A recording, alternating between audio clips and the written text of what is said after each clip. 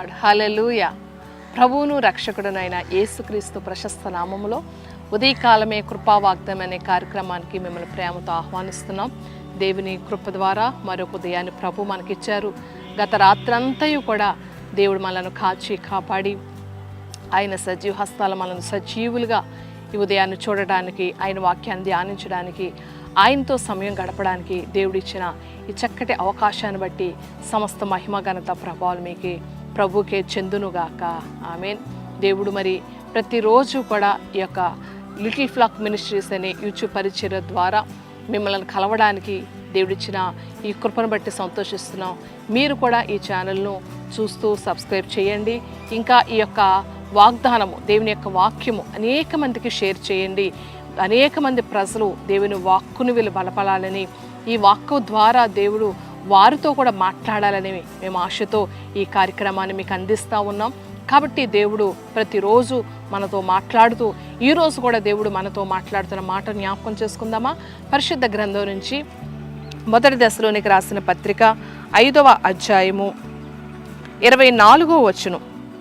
మిమ్మును పిలిచువాడు నమ్మకమైన వాడు గనుక అలాగు చెయ్యను. దేవునికి మహిమ కలుగునుగాక. పరిశుద్ధాత్మ దేవుడు చెప్తున్నాడు, మిమ్మును పిలిచిన వాడు నమ్మదగిన వాడు.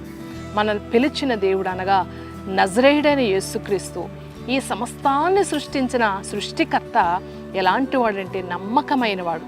ఆయన చేసే కార్యములు నమ్మదగినవి. నమ్మదగిన వాడే నలు దిశలా నెమ్మది కలుగజేయువాడే.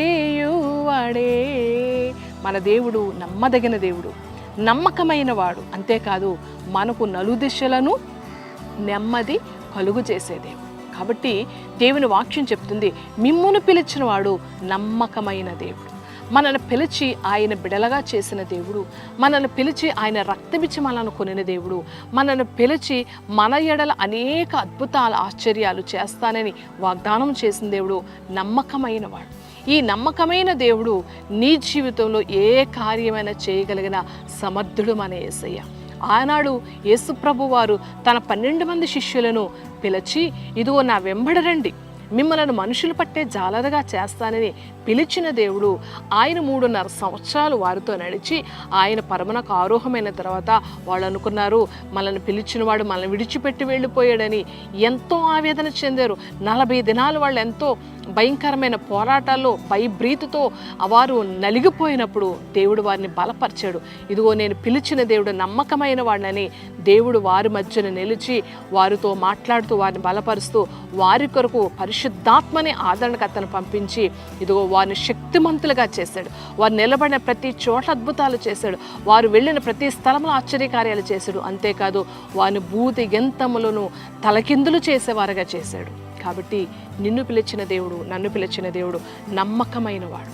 నీ జీవితంలో ఏ కార్యమైనా, అసాధ్యమైన కార్యం ఏదైనా ఆయన చేయగలిగిన సమర్థుడు మన యేసయ్య. భూమిని తలకిందలా చేయగలిగిన శక్తిని కూడా దేవుడు నీకు ఇవ్వగలిగిన సమర్థుడు. కాబట్టి నువ్వు ఈ దినం ఏ సమస్యతో వేదన పడుతున్నావో, ఏ చింతతో నలిగిపోతున్నావో, ఏ యొక్క చెప్పుకోని భారం, మనుషులకి ఎవరికి చెప్పుకోలేని భారంతో నలిగిపోతున్నావో, నిన్ను పిలిచిన దేవుడికి నువ్వు చెప్పుకో.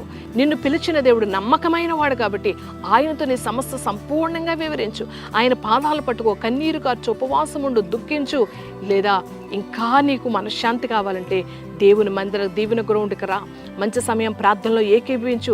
దేవుడు నమ్మకమైన కార్యములు చేయగలిగిన సమర్థుడు. అనేక కార్యాలు చేస్తున్నాడు, రహస్య కార్యాలు చేస్తున్నాడు. మనసులో ఊహించుకున్న ప్రతి కార్యాన్ని ఆయన చేస్తూ ఉన్నాడు. కాబట్టి ఆయన నమ్మేది ఇంకా నమ్మకం పెంచుకో, ఆయన మీద ఇంకా విశ్వాసాన్ని పెంచుకో. ఇంకా ఆయన నా దేవుడు నన్ను పిలిచాడు, పిలిచిన దేవుడు నన్ను సిగ్గుపరచడని దేవుని వాగ్దానం ఎత్తిపెట్టి ప్రార్థన చేయి. దేవుడు నీ జీవితంలో అద్భుతం చేయగలిగిన సమర్థుడు. మీ చిన్న ఉదయకాల సమయంలో చిన్న ప్రార్థన చేసుకుని ఆయన సన్నిధిలో మోకరిందామా? మహిమ కలిగిన తండ్రి, కృప కలిగిన దేవా, ఇదిగో మాతో మరొక్కసారి మాట్లాడుతున్నావు. మిమ్మల్ని పిలిచిన వాడు నమ్మకమైన వాడు కనుక మీరు అలాగూ చేయండి అని. ఇదిగో మమ్మల్ని పిలిచిన దేవుడు అయ్యా, మమ్మల్ని పేరు పెట్టు, మమ్మల్ని ఏర్పాటు చేసుకున్నావు, ఎన్నుకున్నావు. నీ ప్రియ బిడ్డలు ప్రభా, నీ పిలుపుని అంగీకరించి ఇదిగో లోకంలో ఉన్న సమస్తమును విడిచి నేను వెంబడిస్తున్నారు.